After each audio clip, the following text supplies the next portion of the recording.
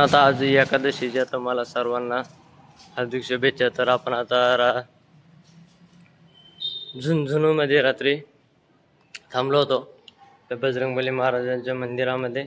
तर तुम्ही दर्शन घ्या सकाळ सकाळ एकदा। तर हे समोर गणपती बाप्पा मंदिर आहे। तर हे परिसर सर्व मंदिराचा इकडं मंदिर आहे मित्रांनो, इकडं महादेव मंदिर आहे। तर आपली रामपेरी निघायला सज्ज आहे। तर आता आपण 2-5 मिनिटांमध्ये निघतोय।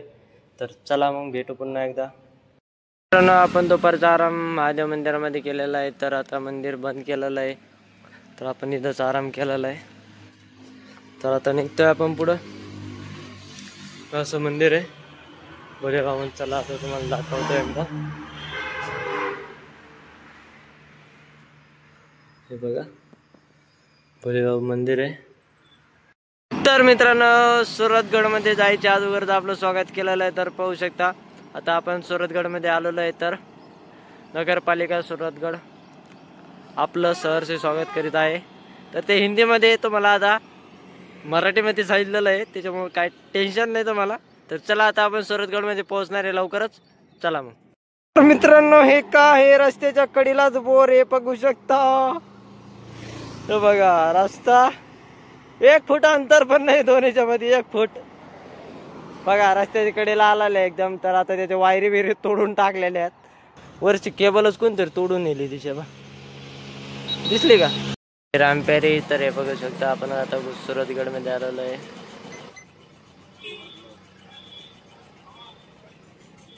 तर हे आपल्याला मित्र परिवार भेटलेला आहे झाल्यानंतर। पाहू शकता तुम्ही इकडे राजस्थान मध्ये मला आजच पहिल्यांदाच कपाशी पाहायला भेटलेले आहेत। पाहू शकता कपाशीला आता मोठमोठे बोंडा पण आलेले आहेत। तर हे बघू शकता। तर हे बघा पूर्ण बागाची त्या कपाशीचा पूर्ण 4-5 चक्कर प्लॉटच आहे का माणसाचा। हे पाहू शकता बघा। हे बघा कपाशी आपल्या महाराष्ट्रातच नाही होत कपाशी, राजस्थान मध्ये पण होते बघू शकता। आपण आता थांबलेलो आहे। तर हे बघू शकता इथून फक्त आता 4 ते 5 किलोमीटर बॉर्डर राहिलेली हरियाणा राजस्थान। तर आपण आज ह्या मंदिरामध्ये थांबलेलो आहे।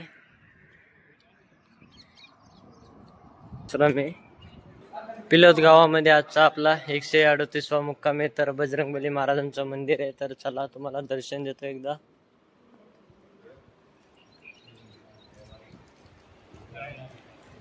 हे बघा इथं बजरंगबली महाराजांचं मंदिर आहे। तर या साईडला महादेवांचं मंदिर आहे। तर पाहू शकता सर्व मंदिराचा परिसर आहे।